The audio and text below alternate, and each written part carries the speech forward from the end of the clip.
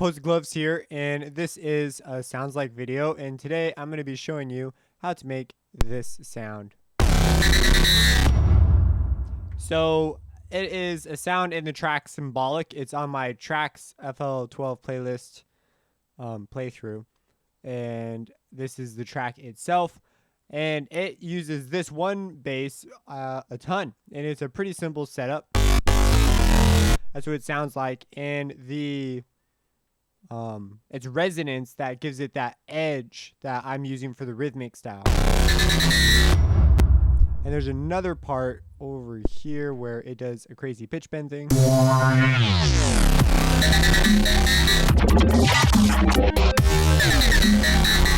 So as you see, I'm using it in conjunction with this pitch bend. And all that is a slide note. So it's nothing crazy. It is just a slide note. So let's talk about, I'm just going to explain the patch because I'm just going to explain the patch. So it's a pretty simple patch. I have Prism turned on a little bit. And if we turn, now the resonance is the big thing here. So basically you get a saw wave, you distort the living crap out of it via this. I have a little bit of asymmetry going on. The wet's all the way up, the amount's all the way up. If you have questions about this, I have a series currently under construction called Harmonic from the ground up, and I explain a lot of these things. I haven't gotten to the effects yet in the series. Unless you're watching this later, then I totally have.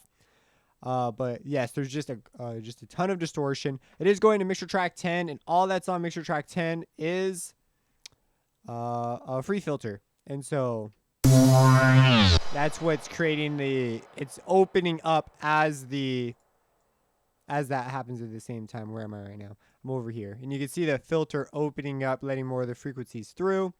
And so once we get over here, we're full-fledged distortion. So I have Unison Order 2. So I've really gotten into this type of electro bass type thing. It's really enjoyable. So if we hit a note, I turn the Unison up, turn the pitch variation down a little bit.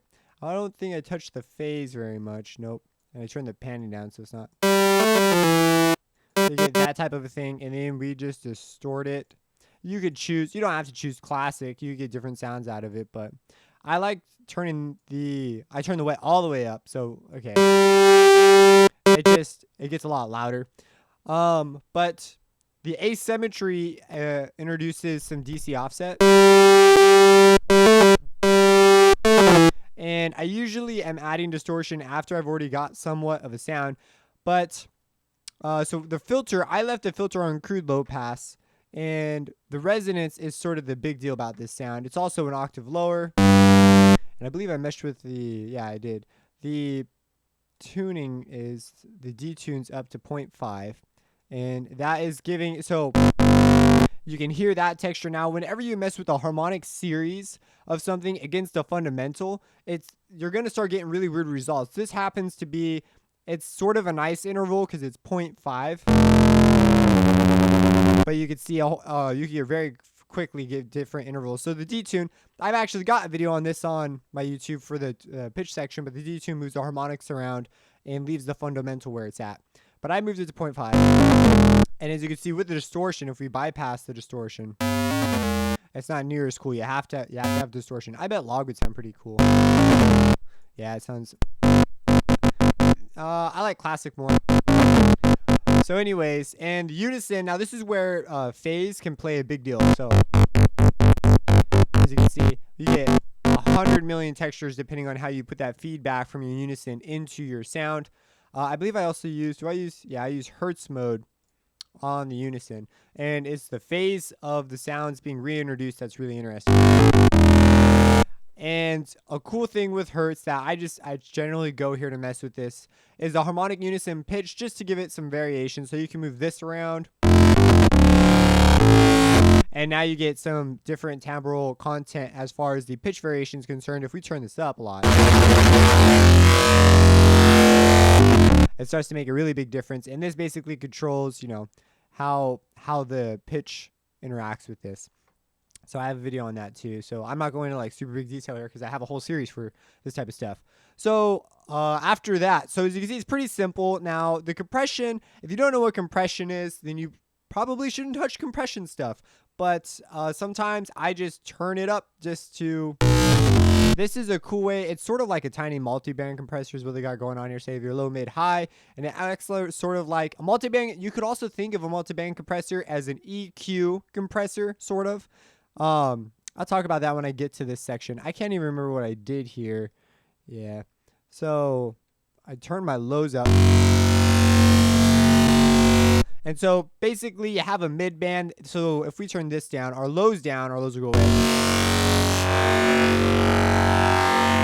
So this is mids, highs. If you don't know about EQ, you should probably go check it out. But this was made not in a, mixing or worrying about bit depth or it wasn't made using those types of decisions. I was just moving stuff and it did things that I liked. So I kept it. I know what compression is. So I just enjoyed this particular setting because if later on, if I needed it to do something else, I'd just change it in the mix. And since I'm the sound designer, I can change stuff and do the creative decisions like that. So I'm not worried about that. Some in school I've noticed is that things like that are frowned upon because you're working on someone else's, music or art. So it's kind of like you don't want to change it later on too much or whatever. So they have like these sort of ideas in place, but here those ideas don't apply because you're doing it all yourself. So it doesn't matter.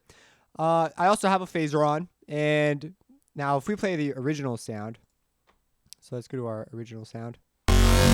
You'll see the phaser's up, and if we turn it like way up, you get that sort of reesing sound, which is similar to sort of what detuning does, that reese that we did earlier, but it's achieved with phasers instead. I have it just barely in there. Why does that matter? Well, it sort of doesn't. It's just one of those things that you layer on a little bit, and I like to think it makes an effect. You can sort of hear it with the resonance, but the resonance is on for such a short amount of time, I don't think it matters. So the resonance is the big deal here. So we have a big greasy thing now, and I believe I also... I think I have the... now that I think about it. Yeah, I do. The harmonizer is turned on. Oh, and I have the prison on, which would make a lot of sense too. So the prison takes the harmonics and spreads them out according to a function that I don't completely know. You can try messing with the multiplication in addition mode, but I have a video on that too. So I'm not going to talk about like the science of the prison knob. So anyways, so that's how you get that. And so if we were to do some slide notes, turn on legato here. And maybe turn the speed, the time. So we totally have that. And if I don't know if anyone out there is a fan of glitch mob. Like, that is totally what glitch mob sounds like. But they use different stuff because, I'm not sure Harmor exactly existed then. But it's just a distorted saw wave with a pitch bend, basically.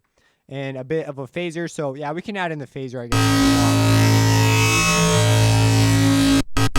guess. So you saw that. Let's turn the width way down.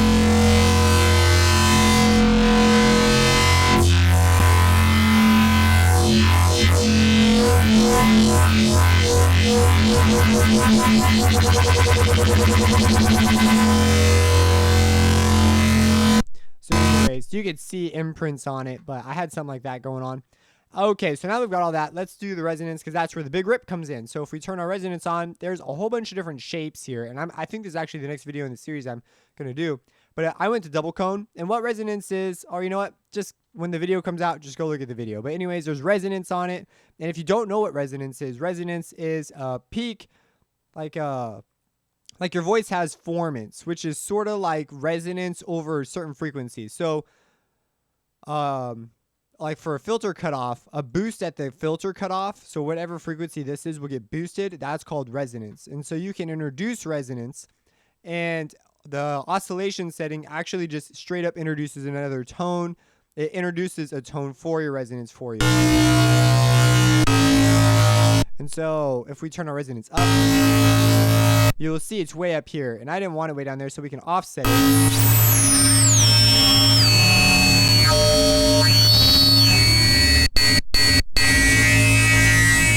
And so you can see now this introduces another tone. Resonance gives certain frequencies emphasis.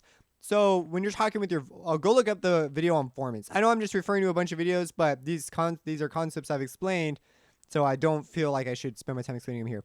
So anyways, I have some resonance.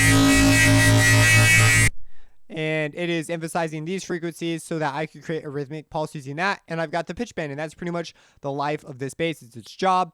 And so I think it's actually a bit lower. That's as low as I can go.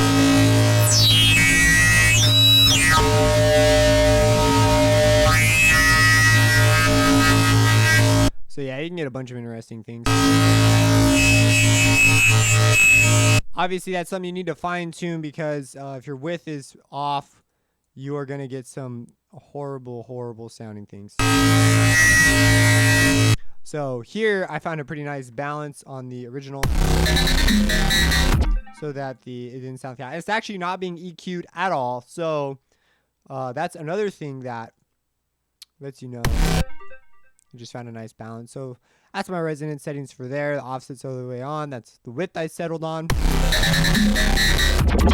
Also, I think I'm just playing straight up lower notes. So straight up lower notes will lower my resonance for me, along with wherever my filter is. We'll talk about that. But anyways, that's that. That's how you make that sound. I hope you enjoyed this video. If you would like to subscribe, I'm not holding you back from that. You're always free to do that. If you have any questions, drop them in the comments. Any accusations, compliments, desires, something you ate for dinner, just put all that stuff in the comments. And have a blessed day.